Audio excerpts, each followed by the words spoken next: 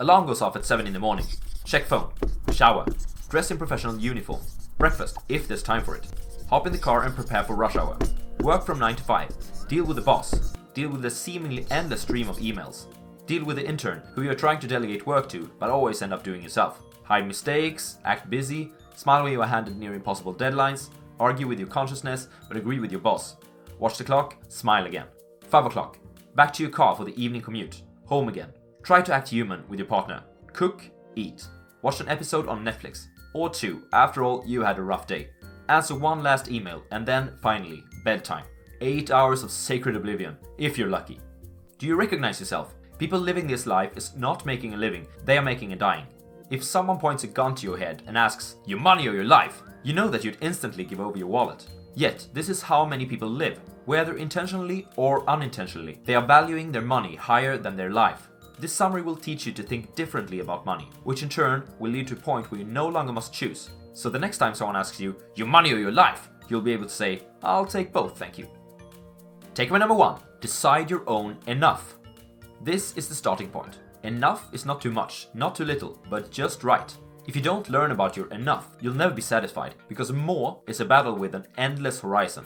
An interesting experiment made in the 1980s supports this theory. Participants from every income bracket were asked to rate their happiness on a 1 to 5 scale. Moreover, they were asked about how much money that would make them happy.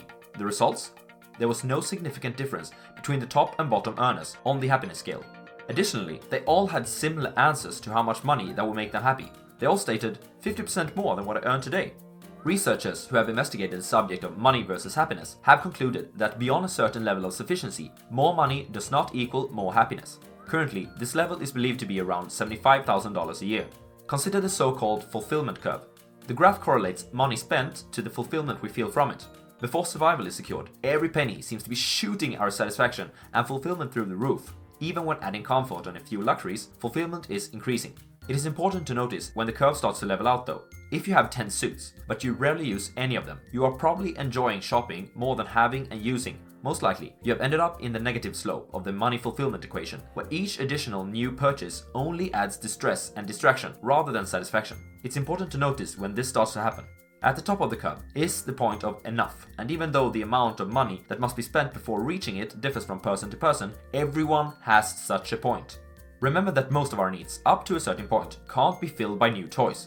People don't need new Lamborghinis. They need respect. They don't need a wardrobe filled with clothes from Dior, Gucci and Prada. They need to feel attractive. Neither do they need the most recent entertainment system. They need something worthwhile to do with their time.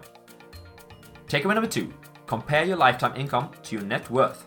It's time to make peace with the past. This exercise isn't about increasing your ego or depleting your confidence. It's about reviewing your earnings and spending habits of the past. Just remember, no shame and no blame. There are 2 parts. 1. Find out how much you've earned in total. This might seem like a Herculean task, I know, but there are a few tricks to make it simpler than it seems at a glance. A. Get online records from your bank. B. Review your old resume. C. Apply for a social security statement from the Social Security Administration if you are an American. 2. Calculate your net worth. Your net worth is simply the sum of liquid and fixed assets minus your debt. Liquid assets could be cash, money in savings accounts, bonds, stocks, mutual or index funds. Fixed assets are major possessions such as your house, car or boat, but let's not forget about electronics, furniture, wardrobe, jewelry and the items that you store in the attic. Remember to use the current market values for all asset and loans. This means what you could sell or pay them back for today.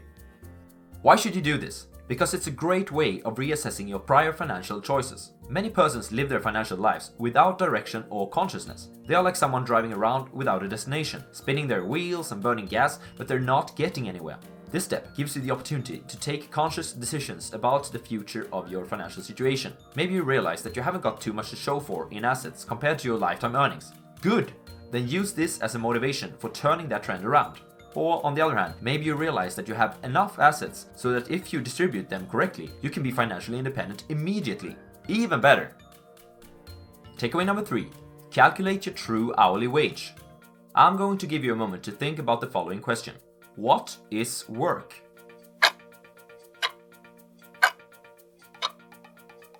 According to the late economist Robert Theobald, work is defined as something that people do not want to do, and money as the reward that compensates for the unpleasantness of work.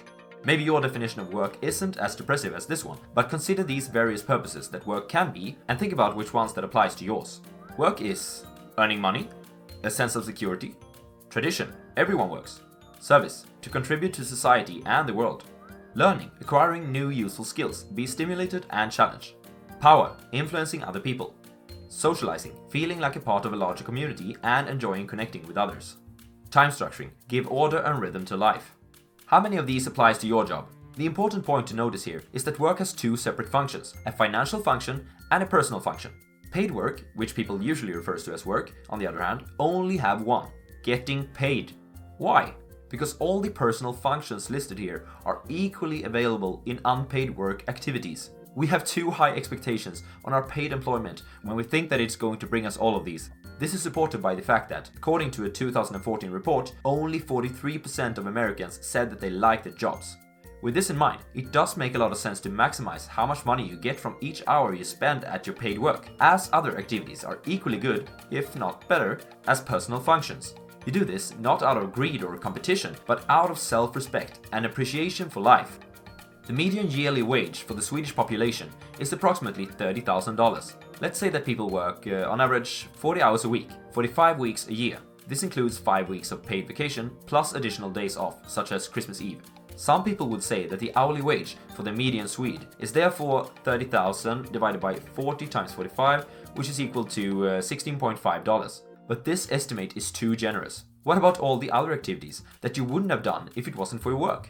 They often cost both money and time. Let's include a couple of those as well. Commuting, going to your job back and forth every day. Let's say that this is another 5 hours of work each week at a cost of $80. Costuming, if the clothes that you wear to your job isn't the type that you'd normally use, this must be included too. 1 hour and $15 per week. Decompression, do you feel full of energy when you come home? Or do you just want to sink into the sofa with a beer? 5 hours and $20 per week. And let's not forget about food, escape entertainment, time out vacations, job-related illness, and other expenses such as babysitting and similar.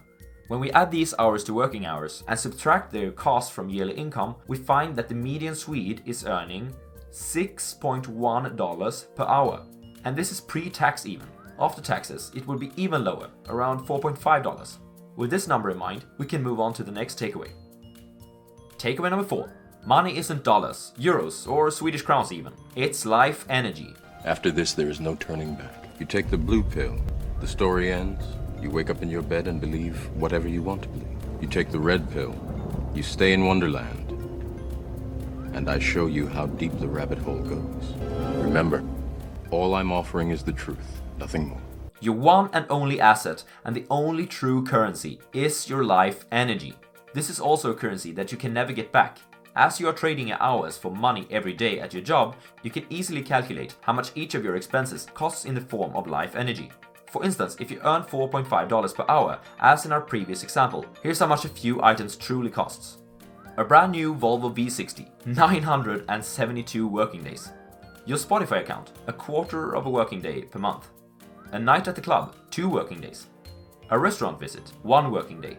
Track your expenses over a month to see where you spend your life energy. Also, ask these 3 questions about every expense.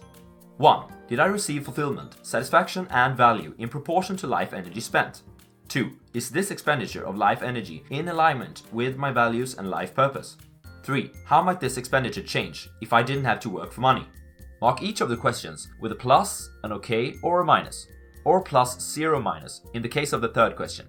This is a very important step. Do you see any patterns? Perhaps you realize that you spend too much energy trying to impress others with expensive luxuries, or too much energy on impulse shopping, or that you spend too little energy on your relationships and keeping yourself in shape. No matter which conclusion you draw, it's a powerful tool to see each expense as you depleting your only non-refundable asset. Takeaway number 5. Create a wall chart of income and expenses.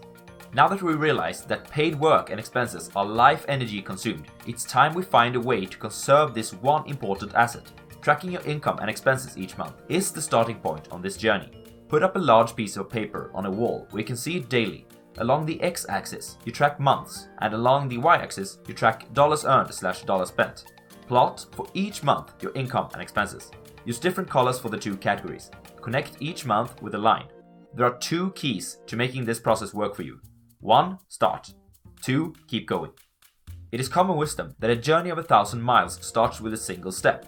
What we don't hear as often though is that you only arrive at your destination if your first step is followed by hundreds of thousands of additional small steps. Getting it past the 3-month mark with this short method most often results in people naturally and painlessly dropping their expenses by about 20%. The Swedish investor, my income is never higher than my expenses because I have so many unforeseen expenses. This is a common problem. 1 month's tax payment is another month's insurance payment, is another month's I just got myself a brand new Volvo. You must realize that these expenses are nothing unusual. With that said, always try to minimize them. For the sake of your wall shot, you may choose to split the larger extraordinary expenses over 12 months. What's important about this shot is that it will increase the gap between income and expenses for you naturally. That is, it will increase your savings. Before you started to think about financial independence, this gap would have meant more spending money. We are now going to introduce what it is to a person who cares about his or her personal finance. It's capital. Capital is money that makes money. This will introduce a new line on your wall shot: investment income. This income can come from sources such as interest, which is periodical payments from, for instance, bonds or savings accounts. Dividends, which is share of profits for owners of companies. Capital gains, which is the difference between the procurement price and the selling price of an asset. Rents, which is the cash for owning and leasing real estate. Royalties, which is the payments to owners of intellectual property, franchises, natural properties, and so on. The important part is that if you keep that gap between income and expenses, your capital will increase, and so will your investment income. Investment income is wonderful in that it will put money in your pocket without you having to trade your life energy for it. Therefore, once your monthly investment income equals your monthly expenses, you no longer need to work for money. This point is called the crossover point. You are then officially financially independent. I hope you see now that with a shot like this, work won't just be another day, another dollar. Rather, it will change into another day, one step closer to financial freedom. Repetition is key, so let's go over the takeaways one more time. Advice number 1 is that you must escape the endless race of more and decide when you've had enough. Enough differs from person to person, but we all have such a point. Takeaway number 2 is to make peace with the past by recognizing your spending habits from your earlier life. To do this, compare your net worth with the total amount of money that you've ever earned. In takeaway number 3, we talked about how you can decide your true hourly salary and that paid work should be focused around maximizing this number. Number 4 is probably the most important takeaway in the book, and that is that money is life energy. Every expense that you have is depleting this energy. Finally, takeaway number 5 is that you should create a wall chart and start tracking your income and expenses monthly. Done right, this will increase your gap between income and expenses, which will allow you to generate more investment income. Investment income is what will make it possible for you to answer, "I'll take both, thank you," when someone asks you, "Your money or your life?" Thanks for watching!